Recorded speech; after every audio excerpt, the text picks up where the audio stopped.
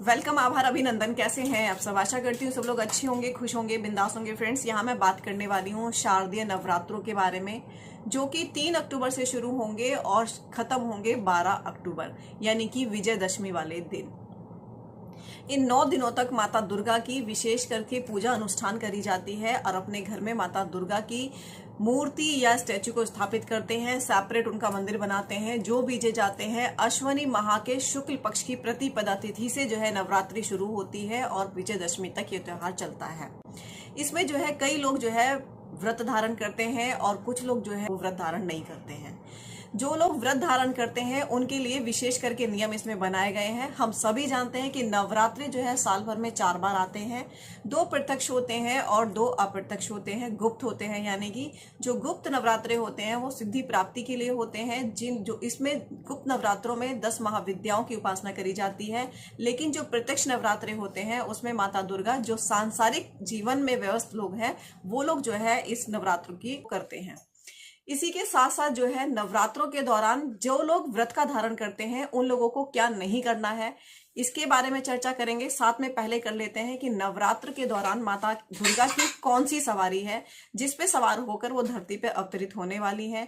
अप्रैल के माह में जो नवरात्रे आए थे उसमें माता दुर्गा घोड़े पे सवार होकर आई थी। और अब जो शारदीय नवरात्रे जो 3 अक्टूबर से प्रारंभ होने वाले हैं, इसमें जो है माता की जो सवारी है वो है डोली। जब माता अश्व यानी कि घोड़े पे सवार होके आती है या डोली पे सवार होके आती है तो ये जो है देश दुनिया के लिए बिल्कुल भी अच्छा नहीं माना जाता है। लोगों के अंदर आक्रामक गुस्सा और असंतुष्ट देखा जाता है। मंदी का सामना करना पड़ सकता है और कोई ऐसी बड़ी गंभीर बीमारी का सामना करना पड़ सकता है। लोगों के बीच में महामारी फैल सकती है। इस तमाम तरह के कुछ ना कुछ नेगेटिव इफेक्ट जो है लोगों के जीवन में देखने को मिलेंगे।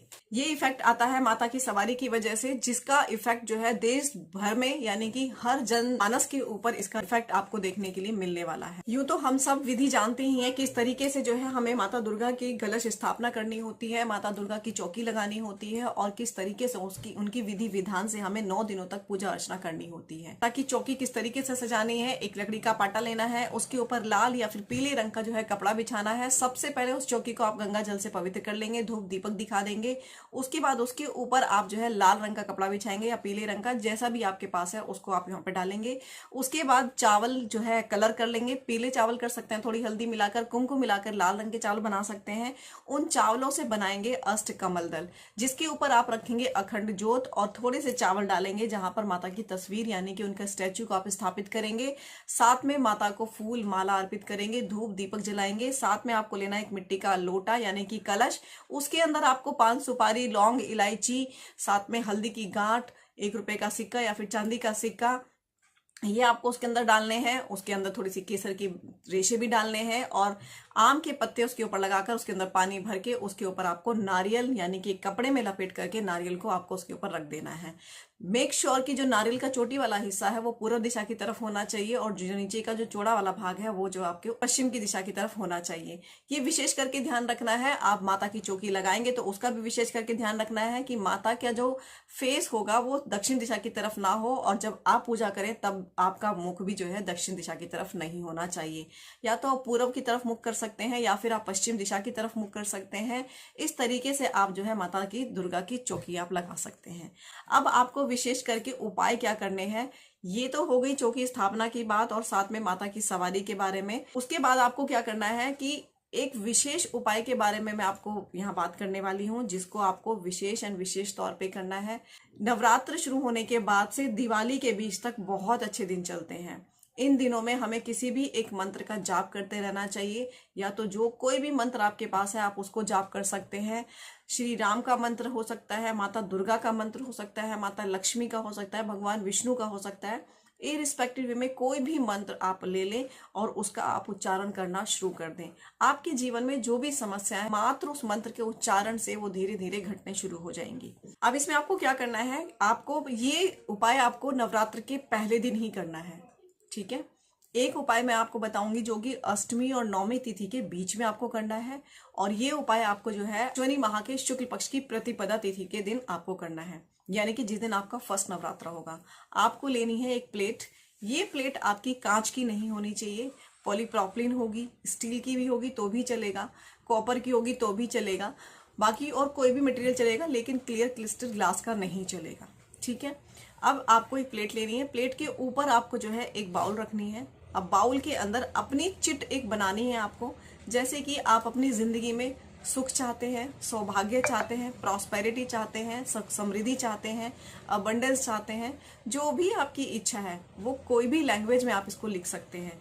आप इंग्लिश में लिख सकते हैं, आप हिंदी में लिख सकते हैं। उसके बाद माता दुर्गा का ओम दुम दुर्गाय नमः मंत्र का जाप करते हुए ही आपको उस पेपर को फोल्ड करना है, और फोल्ड करके उस बाउल के अंदर, जैसे कि सपोज कीजिए ये बाउल है, इसके अंदर आपको पेपर रख देना है।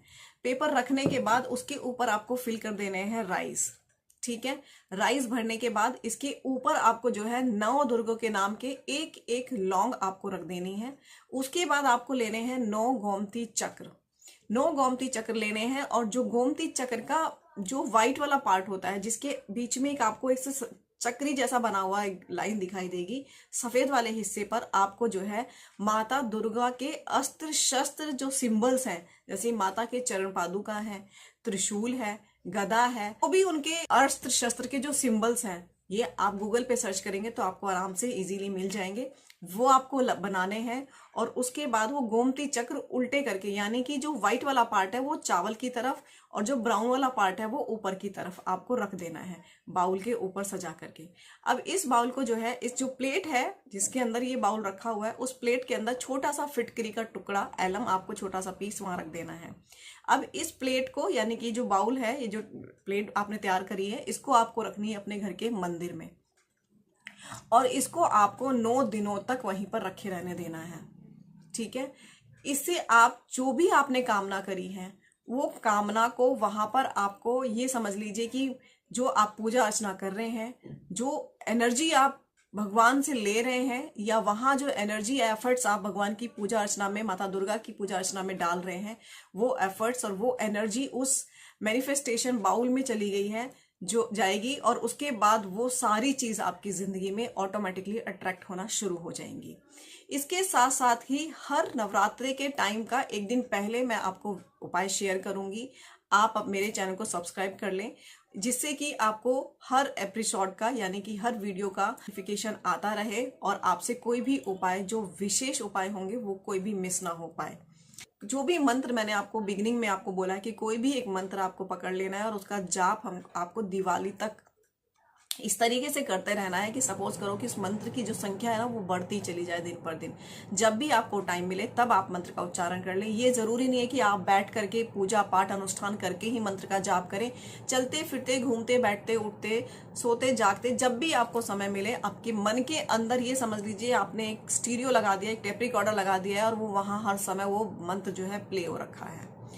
आपको एनी हाउ किसी भी तरीके से जब भी आपको याद आता है, उसी समय उस मंत्र की चैंटिंग शुरू कर देनी है। चाहे आप 1 बार करें, 2 बार करें, 10 बार, जितनी भी हो सके उतनी बार आपको उस मंत्र की चैंटिंग करनी है। आप देखिएगा कि ये उपाय जो आपने किया है, रात्रों से शुरू होने से दिवाली के टाइम तक, ये मंत्र आपकी लाइफ में मैजिकल रिजल्ट्स आपको देगा, जो आपकी लाइफ चेंजिंग वाले उपाय बन जाएंगे। ये उस तरीके के उपाय हैं, एक बार करके जरूर देखिएगा। आज के लिए इतना ही friends. Do take care of your self. Thank you, bye bye and take care. आभार।